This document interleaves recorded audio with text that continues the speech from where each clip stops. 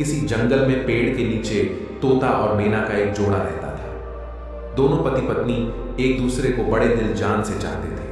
तोते की जो पत्नी थी वह बड़े ही जिज्ञासु स्वभाव की थी। वह हर समय अपने पति से कुछ ना कुछ पूछती रहती थी। एक रात जब दोनों पति पत्नी गंगा किनारे एक वृक्ष की डाली पर बैठे हुए थे तो तोते की पत्नी मैना अपने पति से कहती है कि हे स्वामी, आज मेरा मन बड़ा ही व्याकुल है। आज मुझे बहुत ही ज्यादा बेचैनी हो रही है। हे स्वामी, कुछ ऐसा उपाय करो जिससे मेरा मन कुछ हल्का हो जाए। जब तोता अपनी पत्नी की इन बातों को सुनता है तो तोता अपनी पत्नी से कहता है कि हे प्रिय, ऐसा क्या कारण है जिससे तुम्हारा मन इतना व्याकुल है? आखिर मुझे ऐसा क्या करना चाहिए जिससे तुम्हारी व्याकुलता दूर हो जाए?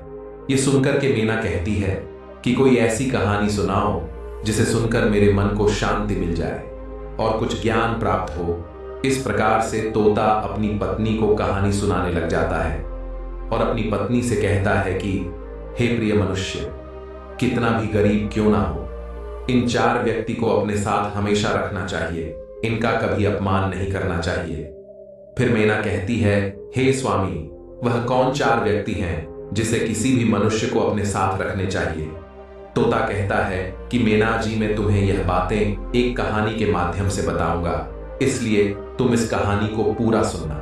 तब मैना कहती है कि हे स्वामी, मैं आपकी इस कहानी को पूरे मन से सुनूंगी, कृपया आप कहानी सुनाइए।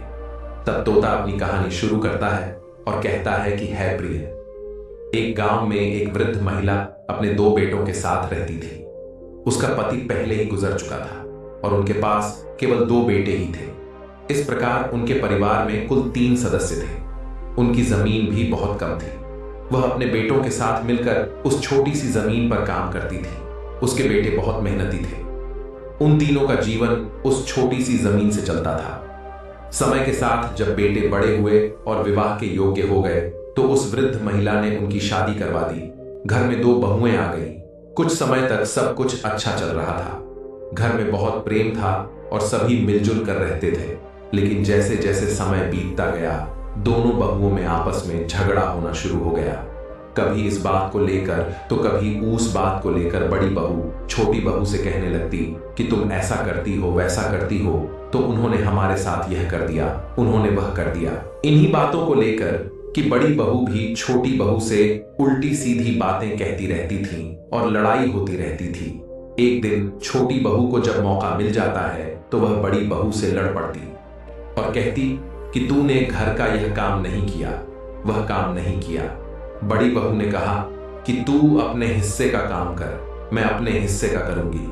कभी कहती कि तू आराम से पड़ी रहती है और मैं पूरे दिन काम में लगी रहती हूं। इसी कारण से छोटी बहू का बड़ी बहू से झगड़ा होने लगता था। अब यह उनका रोज का काम हो चुका था। वह दोनों बहुएं हमेशा किसी न किसी बात पर आपस में झगड़ती रहती थी। अब तो वृद्ध महिला भी इन बहुओं के झगड़ों को देखकर काफी परेशान हो चुकी थी। उन्हें लगने लगा कि उनके बेटों की पत्नियां बहुत झगड़ा करती हैं। उन्होंने इस बारे में अपने बेटों से बात की। बेटों ने उन्हें समझाने की कोशिश की, पर इसका उन पर कोई असर नहीं हुआ। एक दिन उस वृद्ध महिला ने सोचा कि जब हम 3 लोग घर में रहते थे तो थोड़ी सी जगह में हमारा गुजारा हो जाता था और अब हम 5 लोग हो गए हैं, इसलिए हमारे घर का खर्च पूरा नहीं हो पा रहा। शायद यही कारण है कि झगड़े हो रहे हैं। इसी वजह से वृद्ध महिला ने अपने दोनों बेटों से कहा, बेटा तुम लोग परदेश चले जाओ और कोई नौकरी ढूंढकर पैसे कमाओ ताकि धन लेकर आ सको और यह झगड़ा खत्म हो सके, क्योंकि जब घर में पैसा आएगा तो जरूरतें पूरी होने लगेंगी और आपसी लड़ाई रुक जाएगी। अक्सर कहा जाता है कि घर में लड़ाई झगड़े का एक ही कारण होता है, पैसे की कमी। जब व्यक्ति के पास पैसे नहीं होते हैं, उसकी रोजमर्रा की जरूरत पूरी नहीं होती, तो वह परेशान होने लगता है। दूसरा कारण, लड़ाई झगड़े का मूल कारण यह भी होता है, व्यक्ति जरूरत से ज्यादा यदि खाली बैठा रहे तो फिर उसके दिमाग में खुरापात ही आती है और फिर वह किसी से भी लड़ाई झगड़ा करके ही शांत होता है। तीसरा कारण है, जब व्यक्ति ज्यादा चालाकी करता है, यानी व्यक्ति अपनी जिम्मेदारियों से भागता है, अपने हिस्से के काम से मन चुराता है, सिर्फ बैठकर खाने की इच्छा करता है, तो लाजमी है उस घर में लड़ाई झगड़ा तो होगा ही। चौथा कारण है, जब व्यक्ति ईर्ष्या करता है, जब कोई दूसरे व्यक्ति को तरक्की करते हुए देखता है और खुद को आगे नहीं बढ़ा पाता है, तो फिर उसे जलन होने लगती है और वैसी स्थिति में लड़ाई झगड़ा ही करता है। और वह लोग अपना अधिकतर समय लड़ाई झगड़ा और चुगली में बिताता है। प्रिय मित्रों, दोनों पुत्रों ने वृद्ध महिला की इच्छाओं का सम्मान किया। वृद्ध महिला से अनुमति लेकर और अपनी अपनी पत्नियों को यह समझाकर कि हमारे ना रहने पर वे हमारी मां का ध्यान रखेंगे, और उन्हें अलविदा कहकर वे दोनों पैसा कमाने के लिए प्रदेश चले गए। उनकी दोनों बहुएं अभी भी देवरानी जेठानी में नहीं बनती थीं। एक दिन बड़ी बहू को वृद्ध महिला ने समझाया कि तुम बड़ी हो और वह तुमसे छोटी है। तुम्हारे पति प्रदेश में धन कमा रहे हैं और तुम दोनों यहां आपस में झगड़ा कर रही हो। यह उचित नहीं है।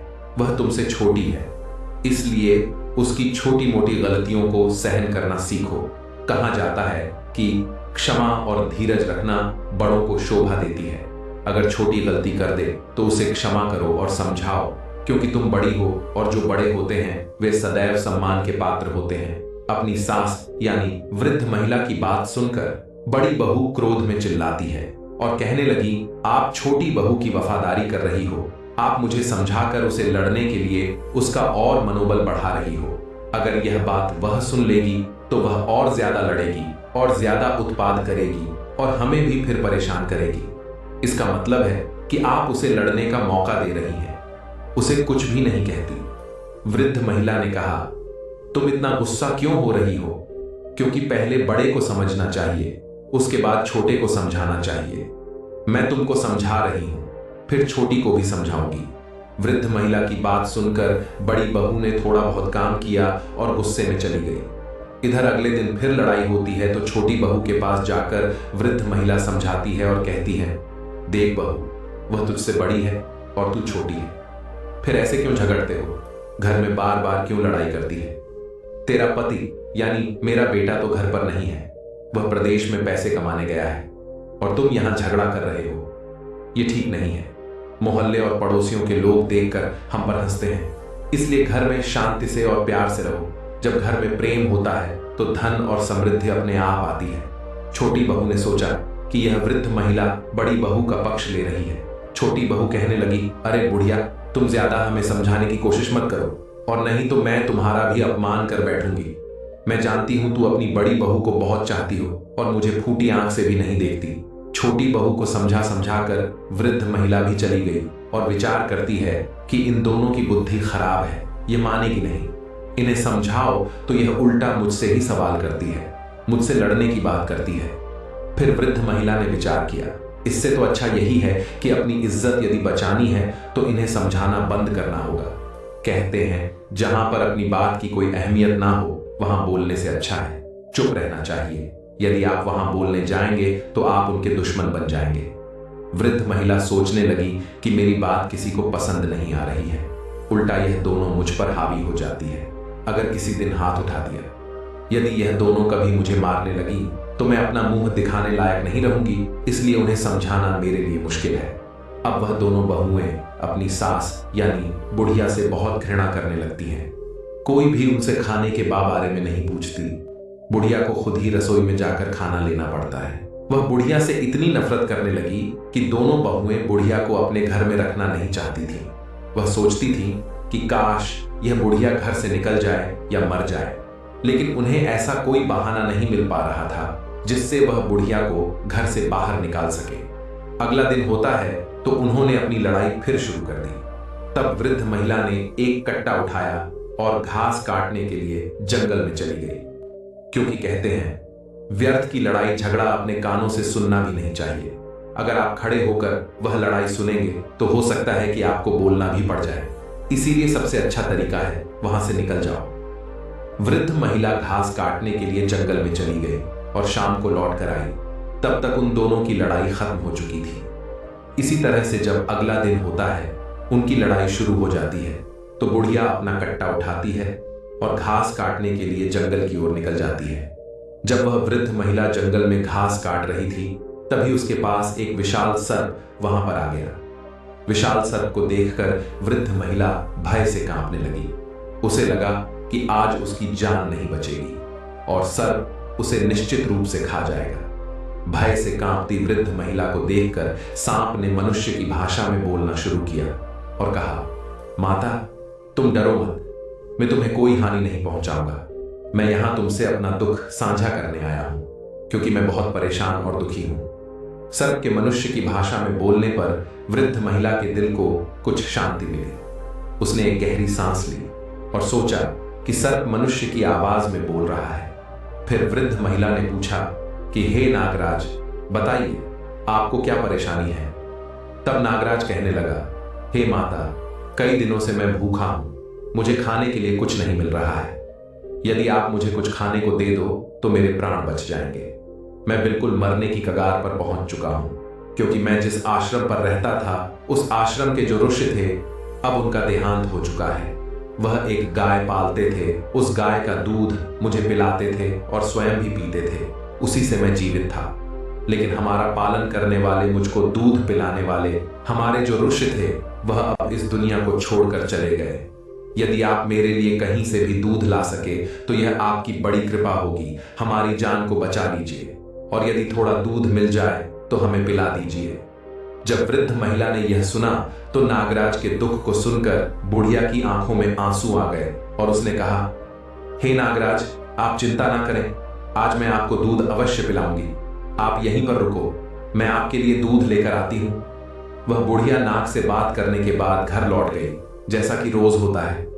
दो बहुएं देवरानी और जेठानी तैयार होकर आपस में झगड़ने लगी। इस बीच बुढ़िया सोचने लगी कि किसके घर से दूध लेकर जाऊं। अगर वह बड़ी वाली के घर से दूध ले जाती है और उसे पता चल जाएगा तो वह उससे झगड़ने लगेंगी, और अगर छोटी वाली के घर से दूध ले जाती है और उसे पता चल जाता है तो वो भी उससे झगड़ने लगेंगी। आखिरकार उसने सोचा कि वह एक दिन बड़ी वाली के घर से और दूसरे दिन छोटी वाली के घर से दूध लेकर जाएगी, इसलिए उन्हें पता भी नहीं चलेगा और मैं नाग को दूध पिला दिया करूंगी। वृद्ध महिला ने वैसा ही किया। बड़ी वाली के घर से उसने थोड़ा सा दूध लिया और दूध को लेकर कट्टे में छुपाकर घास लेने के लिए जंगल में चली गई। तब तक वह नाग भी वहां आ जाता है और कहते हैं, हे माता, मेरे लिए कुछ दूध लेकर आई हो। फिर बुढ़िया कहती है, हाँ नागराज, मैं आपके लिए दूध लेकर के आई हूं। उस बुढ़िया ने तुरंत वह दूध नाग के आगे रख दिया। जब नाग ने दूध पी लिया तब उसे शांति मिली। तब नाग कहने लगे, हे माता, आपने आज हमारी जान बचा ली। आपने मेरे ऊपर बहुत बड़ा उपकार किया है, मैं आपकी मदद को जीवन भर नहीं भूलूंगा। बुढ़िया ने कहा, हे नाग, मैं आपसे एक और प्रश्न करना चाहती हूं। उस समय मैं डर के कारण आपसे पूछ नहीं पाई थी, लेकिन अब मैं आपसे पूछना चाहती हूं कि आप एक सर्प होते हुए भी मनुष्य की भांति कैसे बोल पा रहे हैं? क्या आप वास्तव में नागदेव हैं या कोई और है? तब नाग ने उत्तर दिया, हे माता, मैं एक श्राप के कारण नाग बन गया हूं। मैं एक राजा के घर नाग रूप में जन्मा था और मेरे पिता ने मुझे नाग समझकर जंगल में छोड़ दिया था। मेरा श्राप केवल 20 वर्षों का है। मेरी मुक्ति अब ज्यादा दूर नहीं है। 1 वर्ष के बाद मुझे मेरा मनुष्य शरीर वापस मिल जाएगा। मैं उस समय का बेसब्री से इंतजार कर रहा हूं। नाग देवता ने अपनी कहानी वृद्ध महिला से कही। वृद्ध महिला को उसकी व्यथा सुनकर उस पर प्यार आ गया। फिर वह रोजाना अपनी बहू के घर से दूध छुपते छुपाते लाने लगी और नाग को पिलाने लगी। एक दिन वह दूध बड़ी बहू के घर से लाती तो दूसरे दिन छोटी बहू के घर से। इस प्रकार वह नियमित रूप से नाग को दूध पिलाने लगी। नाग भी हर रोज उस स्थान पर आता और वृद्ध महिला के हाथों से दूध पीकर बहुत प्रसन्न होता। नागराज को ऐसा लगता जैसे उन्हें अपनी असली मां मिल गई हो। फिर एक दिन क्या हुआ कि उस वृद्ध महिला के घर में बहू ने देखा कि उनका दूध रोजाना कम हो रहा है। उन दोनों बहुओं ने आपस में चर्चा की और एक दूसरे से कहा कि कोई हमारा दूध चुरा लेता है। हमारा दूध कैसे कम हो जाता है? हर तीसरे दिन हमारा दूध कम हो जाता है। बड़ी बहू ने भी कहा कि हमारा भी हर तीसरे दिन दूध कम हो जाता है। हमारे दूध को कोई चुरा लेता है, लेकिन दूध चुराने के लिए हमारे घर में कौन आएगा? फिर उन्होंने विचार किया कि केवल बुढ़िया ही रसोई के अंदर जाती है और तो कोई आता जाता नहीं। फिर हमारे दूध को भला कौन चुरा सकता है? पड़ोसी हमारे घर में आते नहीं है। तब छोटी वाली ने कहा, दीदी, तुम्हारा चोर और मेरा चोर एक ही है, चलिए हम उसे छुप कर देखते हैं। फिर दोनों ने योजना बनाई और छुपकर देखने लगी। इधर अगला दिन होता है तो वृद्ध महिला रोज की तरह बड़ी वाली के घर में जाती है और रसोई में घुस जाती है। वे दोनों छुपकर देख रही थी।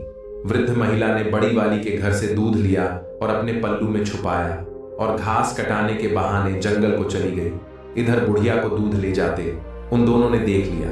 तब छोटी वाली ने कहा कि चलिए देखते हैं यह बुढ़िया दूध लेकर जंगल में कहां जाती है और किसे पिलाती है, खुद पीती है या किसी और को पिलाती है। वृद्ध महिला जंगल में चली जा रही थी। उसके पीछे पीछे दोनों बहुएं चूपते छुपाते उसे देखने के लिए आगे बढ़ती जा रही थी।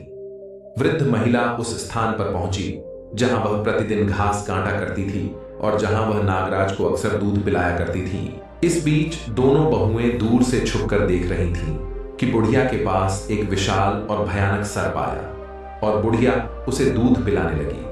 सर्प दूध पीने लगा। जब बहू ने देखा कि बुढ़िया उस खतरनाक सर्प को दूध पिला रही है और वह सर्प तो बहुत ही बड़ा था, ऐसा सर्प उन्होंने कभी नहीं देखा था। सर्प को दूध पीते देखकर वे दोनों घबरा गए। डर के मारे वे दोनों एक पेड़ के पीछे छिप गए। उन्होंने कहा, लगता है ये सर्प कोई दैत्य है और ये बुढ़िया भी कोई चुड़ैल लगती है, बल्कि हमारी सासू मां नहीं लगती है। कहीं ऐसा ना हो कि यह बुढ़िया हमें और हमारे बच्चों को भी खा जाए। हम आज इसे घर में नहीं घुसने देंगे। उन दोनों को बहाना मिल चुका था। ऐसा निर्णय लेने के बाद वे दोनों बहुएं अपने घर चली आईं। इधर बुढ़िया नाग देवता को दूध पिलाती है और घास लेकर अपने घर की ओर चल देती है और घर पर पहुंची तो देखा कि घर का द्वार बंद था और दोनों बहुएं जो थीं डंडा लेकर भीतर खड़ी हुई थीं। घर जाकर बुढ़िया ने कुंडी खटखटा तो दोनों बहुओं ने दरवाजा खोला। बुढ़िया ने देखा कि दोनों बहुएं अपनी साड़ी का पल्ला अपनी कमर में बांधे खड़ी है और हाथ में डंडा पकड़ रखा है। बुढ़िया ने देखा कि यह क्या मंजर है इन दोनों का, यह कैसा रूप है, यह हाथ में लाठी क्यों पकड़े हुए हैं। इस पर बुढ़िया ने पूछा कि तुम दोनों ऐसे क्यों खड़ी हो। तो दोनों ने एक साथ जवाब दिया, अरे बुढ़िया, तू तो एक चुड़ैल है, एक दिन तू हमें खा जाएगी, हमारे बच्चों को भी मार डालेगी। बुढ़िया ने कहा, अरे बहू, क्या तुम पागल हो गई हो? मैं तुम्हारी सास हूं, कोई डायन नहीं जो तुम्हारे बच्चों को खा जाऊंगी। अरे तुम्हारे बच्चे तो मेरे पोता पोती हैं जो मुझे मेरे बेटों से भी ज्यादा प्यारे हैं, और तुम ऐसी क्या बातें कर रही हो। तब वह दोनों बहुएं कहने लगी, अरे बुढ़िया, हमें पागल मत बनाओ, हमने तुम्हें देख लिया है। तू एक खतरनाक सर्प को दूध पिलाती हो, हमारे घर से चोरी करके दूध ले जाती हो और उस सर्प को पिलाती हो।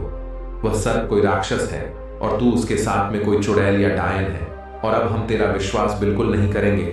आज के बाद तुम्हारे लिए इस घर में कोई जगह नहीं है, तुम्हें इस घर में हम घुसने नहीं देंगे, और ज्यादा जबरदस्ती की तो यहां से फिर जिंदा बचकर नहीं जाओगी। इसलिए अच्छाई यह है कि तू यहां से सीधे वापस चली जा, आज से तेरा हमसे कोई संबंध नहीं। बुढ़िया ने दोनों बहुओं को बहुत समझाया। फिर बुढ़िया कहने लगी, तुम लोग जो सोच रही हो ऐसा कुछ भी नहीं है, ये मेरा घर है और मुझे अंदर आने दो। अब परिणाम यह हुआ कि दोनों बहुओं ने उस बुढ़िया को घर में घुसने ही नहीं दिया। बुढ़िया ने जबरदस्ती की तो एक डंडा बुढ़िया को मार दिया और उसे धक्के मारकर घर से बाहर निकाल दिया। रात का समय था और अंधेरा हो चुका था। बुढ़िया अपनी बहू से रोते हुए कहने लगी, मैं इस रात में कहां जाऊंगी। उसकी बहू ने उत्तर दिया, हमें तुमसे कोई सरोकार नहीं है, चाहे तुम कहीं भी जाकर मरो। और इसके बाद उन्होंने घर का दरवाजा बंद कर दिया। बुढ़िया वहीं पर रोती रही। फिर उसने सोचा, रोने से अब क्या लाभ होगा, वह दोनों दरवाजा नहीं खोलेंगे। उसने तय किया कि उसे कहीं और शरण ढूंढनी चाहिए। इसलिए वह रात में ही उस स्थान पर गई जहां वह आमतौर पर घास काटा करती थी और उस नाग का इंतजार करने लगी जिसे वह दूध पिलाया करती थी। हालांकि रात को नागराज कहीं नजर नहीं आए क्योंकि उनका आना दिन के समय ही होता था। वहां एक विशाल बरगद का पेड़ था जिसके पास वह बुढ़िया लेट गई। रात भर वह बरगद के पेड़ के पास बैठी रही और सुबह का इंतजार करती रही। जैसे ही सूरज उगा वह नाग वहां पहुंच गया। जब नागराज वहां आए उस समय वह बूढ़ी महिला नहीं दिखाई दी। वह इधर उधर देखता रहा, लेकिन जल्द ही उसकी नजर पड़ी कि बरगद के पेड़ के पास वहां वह बुढ़िया रो रही है। नाग तुरंत वहां पहुंचा और पूछा, हे माता, आपको क्या हुआ है? आप क्यों परेशान हो? आप क्यों रो रही हो? बूढ़ी औरत रोते हुए बोली, हे नाग, मेरी बहू ने मुझे घर से निकाल दिया है। मैं तुम्हारे लिए दूध लाया करती थी। वह दूध मैं अपनी बहू से छुपा कर लाती थी, लेकिन उन्होंने देख लिया आपको दूध पिलाते हुए, और वह कहती है कि मैं चुड़ैल हूं। वे सोचती हैं कि मैं उनके बच्चों को और उन्हें मारकर खा जाऊंगी, इसीलिए उन्होंने मुझे घर में नहीं घुसने दिया, मुझे घर से बेघर कर दिया। मेरे बेटे घर पर नहीं हैं, दोनों बेटे परदेश में नौकरी करने गए हैं। अब मैं क्या करूं? कहां जाऊं नागराज को? बुढ़िया ने सारी बात बताई। तब नागराज कहते हैं, हे माता, आप घबराओ नहीं और मुझे ही अपना बेटा समझो। आज से मैं आपका बेटा हूं। नाग की बात सुनकर बुढ़िया बड़ी प्रसन्न हो जाती है। फिर नाग कहता है, आप घबराइए नहीं, आप हमारे साथ आइए। इसके पश्चात वह नाग देवता बुढ़िया माता को साथ लेकर घने वन में जाता है। आगे आगे नाग चलता है और उसके पीछे वृद्ध माता। वे एक विकराल जंगल में पहुंचते हैं, जहां नाग बुढ़िया माता को लेकर आता है, जहां वह आश्रम में दूध पीने जाता था।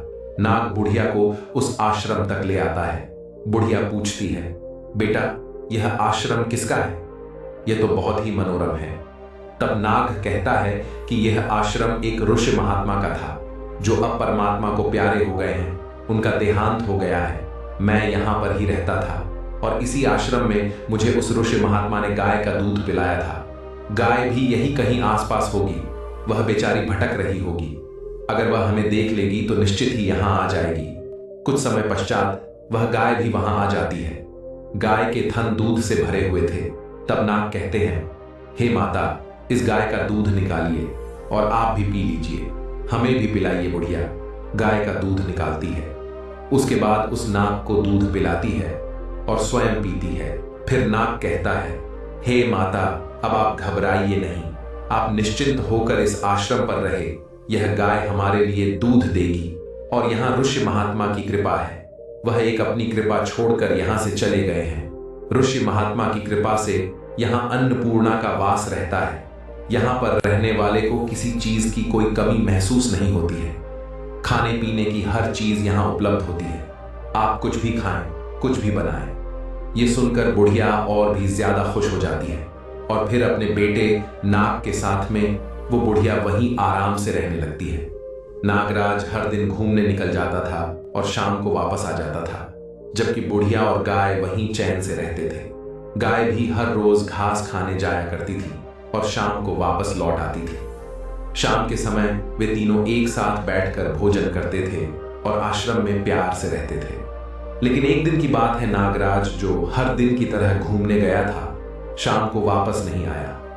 इससे बुढ़िया को बहुत चिंता होने लगी, क्योंकि वे तीनों साथ में भोजन किया करते थे। शाम को गाय तो आ गई, लेकिन नाग नहीं आया। बुढ़िया इंतजार करती रही कि उसका बेटा नाग इतना अंधेरा हो जाने के बावजूद भी वापस नहीं आया। बुढ़िया रात भर अपने बेटे नागराज का इंतजार करती रही। उसने कुछ भी नहीं खाया, पूरी रात भूखी रही, लेकिन फिर भी वह नाग लौट कर नहीं आया। अगला दिन होता है तो स्वयं बुढ़िया नाग को ढूंढने के लिए जंगल की ओर चल देती है। बुढ़िया और गाय दोनों नाग को ढूंढते ढूंढते जंगल में निकल गए। थोड़े दूर जाने के बाद उन्होंने जंगल में उसने देखा कि वही उसका बेटा नाग जमीन पर गिरा पड़ा था और वह नाग उस पेड़ की टहनियों में दबा हुआ था। नाग को टहनियां के नीचे दबा हुआ देखकर बुढ़िया व्याकुल हो जाती है और गाय की सहायता से टहनियों को हटाती है। वह नाग काफी घायल और जख्मी हो चुके थे। जब नाग को होश आया तो बुढ़िया पूछती है, बेटा, यह सब कैसे हुआ? इस पर नाग अपनी पूरी कहानी बताता है। हे माता, मैं जब शाम को आश्रम लौट रहा था तो एक भयानक तूफान आ गया। तूफान के आने से मैं एक पेड़ पर चढ़ गया, लेकिन तूफान के झोंके से वह पेड़ गिर गया और मैं उसके नीचे दब गया।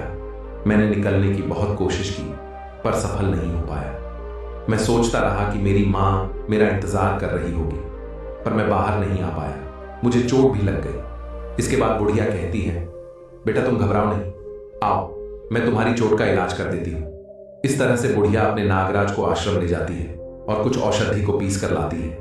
फिर वह इन्हें मिलाकर एक लेप तैयार करती है और उस नाग के घायल शरीर पर लगा देती है। रोजाना इस लेप को लगाने से धीरे धीरे उसके घाव भरने लगते हैं। इस लेप को लगाते हुए बुढ़िया ने उसे पूरी तरह से ठीक कर दिया। 1 साल बीत जाने के बाद वह नाग का रूप छोड़कर फिर एक मनुष्य के रूप में आ जाता है। अब वह बेहद ही सुंदर राजकुमार बन जाता है। उन्हें एक सुंदर और रूपवान राजकुमार के रूप में देखकर बुढ़िया बहुत खुश होती है और बार बार उन्हें प्यार से छूती है। बुढ़िया माता की खुशी का ठिकाना नहीं रहा। फिर वह कुछ दिनों तक उस आश्रम में रहते हैं। इसके बाद एक दिन बुढ़िया कहती है, बेटा अब हमें तुम्हारे पिता के पास ले जाना चाहिए। फिर बुढ़िया ने पूछा कि तुम कहाँ के रहने वाले हो, तुम्हारे पिता कैसे हैं? तुमने कहा था कि तुम एक राजा के बेटे हो। चलो देखते हैं कि तुम्हारे पिता कैसे हैं और तुम्हारी माँ कैसी है। तब नाग से बना हुआ राजकुमार कहने लगा, नहीं, मैं बाहर नहीं जाऊंगा। उस पिता को देखकर क्या करूंगा जिस पिता ने हमें जंगल में फेंक दिया था। तब बुढ़िया ने समझाया, हे बेटा, उस समय तुम एक नाग के रूप में थे। उस समय तुम्हारे पिता ने डर से तुम्हें छोड़ दिया होगा, लेकिन अब तुम एक मनुष्य के रूप में हो तो तुम्हें देखकर तुम्हारे माता पिता बड़े खुश हो जाएंगे। इसलिए बेटा तुम वहां चलो। इसी बहाने से मैं भी तुम्हारे माता पिता से मिल लूंगी। नाग जो राजकुमार था वह बुढ़िया माता को लेकर अपने राजमहल को चल देते हैं। चलते चलते जब वह अपने राज्य में पहुंचते हैं तो वहां के लोग उन्हें देखकर उस पर मोहित हो जाते हैं। सब लोग सोचने लगते हैं, काश यह खूबसूरत राजकुमार हमारा होता, कितना भला होता। वे दोनों उस शहर में प्रवेश करते हैं और राजकुमार वहां के चौकीदार से मिलकर पूछते हैं, राजा से मिलना है। चौकीदार उन्हें राजा के मंत्री के पास ले जाते हैं। मंत्री के पास पहुंचकर बुढ़िया माता और राजकुमार ने राजा से मिलने की इच्छा जताई। उन्होंने कहा, मंत्री जी, हम यहाँ के राजा और रानी से मिलना चाहते हैं, वह कहाँ है? इस पर मंत्री ने उत्तर दिया, बेटा, हमारे राजा और रानी इस समय मिलने के योग्य नहीं है। उनकी स्थिति बहुत खराब है। राजा स्वयं अपने राज्य की देखभाल नहीं कर पा रहे हैं। यहाँ का सिंहासन खाली पड़ा है। तब राजकुमार ने जिद की और बुढ़िया ने भी कहा कि नहीं, मंत्री जी, कोशिश करिए कि हम उनसे मिल सके। हमारा उनसे मिलना बहुत जरूरी है। तब मंत्री कहता है कि राजा साहब बहुत बीमार है। यह बात 20 साल पुरानी है। रानी ने एक सर्प को जन्म दिया था। राजा साहब ने जब सर्प को देखा तो वह बड़े भयभीत हुए। उन्हें बड़ा बुरा लगा। रानी के लिए तो वह सर्प भी प्यारा था, क्योंकि मां के लिए उसका बच्चा कैसा भी हो उसके लिए प्रिय होता है। लेकिन राजा ने सोचा कि यह बात सुनकर लोग क्या कहेंगे। राजा के घर में पुत्र के जगह एक सर्प का जन्म हुआ है तो सभी प्रजा हमसे घृणा करेगी। इसीलिए राजा ने उस सर्प को जंगल में फेंक दिया और तब से राजा रानी जो है बीमार रहते हैं, उनका शरीर सूख कर कांटा हो गया है और राज सिंहासन को उन्होंने छोड़ दिया है। कभी सिंहासन पर विराजमान नहीं होते और अपने महल में राजा रानी बुरी तरीके से मायूस अवस्था में पड़े रहते हैं। जब उस राजकुमार ने यह सुना तो उसने मंत्री से अनुरोध किया कि अगर वह उनसे मिलवा दे तो बहुत कृपा होगी। तो मंत्री उस राजकुमार और उस वृद्ध महिला को राजा और रानी के पास ले जाता है, जहां उस लड़के के माता पिता निराशा में लेटे हुए थे। महल में लेटे लेटे उनका शरीर गल गया था और वह सदा चिंता में डूबे रहते थे। फिर राजकुमार उस बुढ़िया के साथ राजा और रानी के पास जाता है और राजकुमार उनके पैर छूता है। जब राजकुमार अपने माता पिता के पैरों को छूता है तो राजा और रानी में एक संवेदना की लहर दौड़ जाती है कि वे दोनों उठ करके बैठ जाते हैं और कहते हैं कि बेटा, तुम कौन हो, कहां से आए हो? तुमने हमारे पैर छुए हैं। तुम्हारे पैर छूते ही ऐसा लगता है कि हमारे अंदर कोई शक्ति आ गई है। तुम कौन हो? बेटा, अपना परिचय दो। तब वह बेटा अपनी सारी कहानी सुनाता है और कहता है कि पिताजी, मैं आपका बेटा हूं। और रानी से कहता है कि माता, मैं आपका पुत्र हूं। मैं आपके गर्भ से जन्म लिया था। मैं नाग के रूप में था। मुझे ऋषि का श्राप लगा हुआ था, इसीलिए मैं नाग बना, लेकिन आप लोगों ने मुझे जंगल में फेंक दिया। 20 साल का श्राप था। 20 साल पूरे हो गए और आज हम पुनः मनुष्य स्वरूप में आ गए हैं। मां, अब क्या आप मुझे अपने हृदय से नहीं लगाओगी? इतने शब्द सुनने के बाद मैं बिस्तर से भाग करके अपने बेटे को हृदय से लगा लेती है और रोने लगी थी और उस राजा के लिए खुशी का ठिकाना नहीं रहा। राजा रानी ने अपने बेटे को गले से लगा लिया, बार बार उसे प्रेम करने लगी। उन राजा रानी को ऐसा लगता था मानो उनके अंदर एक शक्ति आ गई हो। इतनी कहानी सुनाने के पश्चात राजा और रानी कहते हैं कि इंसान को कभी भी यह 4 चीज नहीं छोड़नी चाहिए। पहला बच्चा, दूसरा बुजुर्ग, तीसरा पागल और चौथा मेहमान। इन्हें कभी भी अपने घर से नहीं निकालना चाहिए। फिर उसके बाद राजा ने सभी प्रजा को संबोधित कर दिया कि हमारा बेटा आ गया है। प्रजा भी बहुत खुश हुई। राजा ने सभी को यह सूचना दे दी कि कल राजकुमार अब से राजगद्दी पर बैठेगा। अगले दिन राजा ने उसका राज्य अभिषेक किया। उसी दौरान वह बुढ़िया थोड़ी उदास हो जाती है, सोचने लगती है अब मैं कहां जाऊं। तब राजकुमार के पिता राजा कहते हैं, हे माता, आज से आप यहां की राजमाता कहलाओगे। अब वृद्ध महिला बहुत ही प्रसन्न होती है। जब वह बूढ़ी मां के दोनों बेटे घर लौटे और उन्होंने अपनी मां को घर में ना पाया तो उन्होंने अपनी पत्नियों से पूछा कि हमारी मां कहां गई है। उनकी पत्नियों ने उत्तर दिया कि तुम्हारी मां एक डायन थी, इसीलिए मैंने उन्हें मारकर भगा दिया। वह हर दिन जंगल में जाकर सर्प को दूध पिलाया करती थी। अपनी पत्नियों की इस बात को सुनकर बूढ़ी मां के दोनों बेटे क्रोध से भर उठे और अपनी पत्नियों को डांटते फटकार हुए उन्हें घर से निकालने लगे। वह बोले, तुम्हें शर्म नहीं आती? हमारी मां को चुड़ैल और डायन कह रही हो। हमारी मां कहां है? जल्दी बताओ, नहीं तो तुम्हें छोड़ेंगे नहीं। लेकिन उन बहुओं को असल में नहीं पता था कि बूढ़ी मां इस समय कहां है। अब तो उनके पति रोजाना उन्हें डांटते फटकारते, उन्हें मारते पीटते थे। धीरे धीरे उनकी हालत खराब हो गई, क्योंकि ना तो उन्हें चैन से भोजन मिल रहा था और ना ही कोई सम्मान। उनके ही बच्चे उनसे नफरत करने लगे थे। सब लोग उन्हें घृणा की नजर से देखने लगे थे, क्योंकि कहते हैं ना कि जो अपने बड़े बूढ़ों का अनादर करता है, अपमान करता है, तो उसका भी अपमान समाज करता है। उनके बच्चे भी उनका सम्मान नहीं करते। कुछ दिन बाद उस वृद्ध महिला के बेटे का एक मित्र आता है और उसे बताता है कि उसकी मां जो है वह एक राज्य की राजमाता है। तो फिर दोनों बेटे बड़े खुश होते हैं और सोचते हैं कि हमारी मां बड़ी दयालु स्वभाव की थी, रोज भगवान की पूजा पाठ करती थी, भगवान की भक्ति करती थी। इस प्रकार भगवान ने उन्हें कितना उच्च पद प्रदान किया है। बेटों को यह सुनकर बहुत आनंद आता है और इसके बाद वे राज दरबार में जाते हैं। राजा की सहायता से अपनी वृद्ध माता राजमाता से मिलते हैं और उनसे कहते हैं, मां, अब आप घर चलिए, हम आपको लेने आए हैं। तब वह वृद्ध मां कहती है, मेरे बेटे, मैं यहां रहकर खुश हूं। यहां हमारे पास एक और बेटा है। तुम बिना किसी चिंता के घर जाओ, मेरा आशीर्वाद तुम्हारे साथ है। अपनी पत्नी और बच्चों के साथ सुखपूर्वक जीवन व्यतीत करो। इस प्रकार अपनी मां का आशीर्वाद प्राप्त कर दोनों भाई घर लौट आते हैं। वृद्ध मां का बेटा और पोता तो अपने जीवन में खुश थे, लेकिन उनकी बहुएं दुखी थीं। भगवान उन्हें अपने कर्मों का फल दे रहे थे। इतना कहकर तोता इस कहानी को समाप्त करता है। दोस्तों, जीवन में एक बात हमेशा ध्यान रखना कि अपने माता पिता, घर के बड़े बुजुर्गों के साथ दुर्व्यवहार कभी ना करें।